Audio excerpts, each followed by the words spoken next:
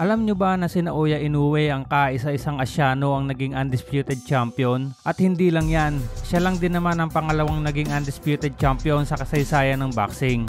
Kahilera lang naman niya ang dalawang pinakamagagaling ngayon na sina Terence Crawford at Alexander Usyk na naging 2 times undisputed champion. Pinagharian ni Inoue ang bantamweight division at sa loob lamang ng isang taon ay super bantamweight division naman ang tinarget ng halimaw ng Japan. Sa panahon kung saan napakahirap maging undisputed, kung saan 4 na titulo ang kinakailangan mong makuha, ay pinagmukhang madali lamang ito ni Inoue. Kaya naman inaakala tuloy ng ibang boxing fans na mahihina ang kinakalaban at tinatalo ng halimaw na ito.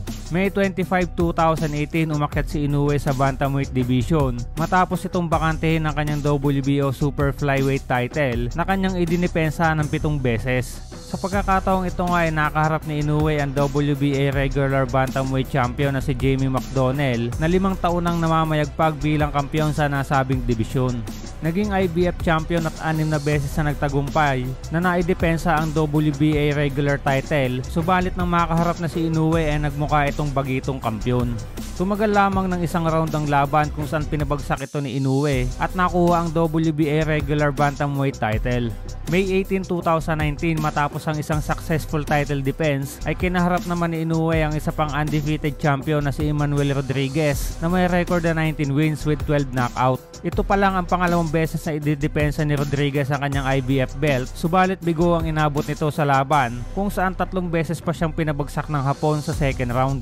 Tumagal lamang ng 2 round ang laban at nakuha ni Inoue ang IBF bantamweight belt sa pamamagitan ng knockout. November 7, 2019 ay napasabak si Inoue sa pinakamahirap na laban sa kanyang karir, ang title unification fight kontra sa WBA Super Champion na si Nonito Donaire. Sa paghaharap ng dalawa ay nagtamo agad ng orbital bone fracture si Inoue sa second round dahil sa signature left hook ni Donaire.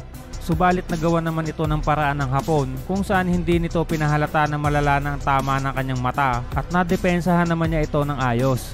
Pinabagsak pa nga nito si Donaire sa 11th round at nagtapos naman ang laban sa pamamagitan ng unanimous decision kung saan naging unified WBA and IBF World Champion na ang Hapon.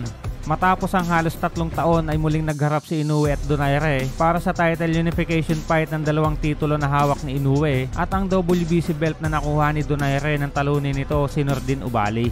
June 7, 2022 sa pagharap ng dalawa ay sinigurado na ni Inoue na walang desisyon na magaganap kung saan tinapos ito si Donaire sa loob lamang ng 2 round. Matapos lamang ang 6 na buwan ay kinaharap naman ito ang natitirang kampiyon sa bantamweight na si Paul Butler na may hawak noon ng WBO bantamweight title. December 13, 2022 bago matapos ang taon ay gumawa ng kasaysayan ng Hapon bilang kauna-unahang Asyano na naging undisputed champion nang inakaut ito si Paul Butler sa 11th round. Hindi naman dito nagtapos ang pamamayagpag ni Inoue kung saan matapos maghari sa bantamweight ay umakyat naman ito sa super bantamweight para naman agawin ng 2 titulo kay Stephen Fulton. July 25, 2023 ay nakuha ni Inoue ang WBC and WBO Super Bantamweight title nang tapusin ito sa loob ng 8 round ang undefeated technical boxer na si Stephen Fulton.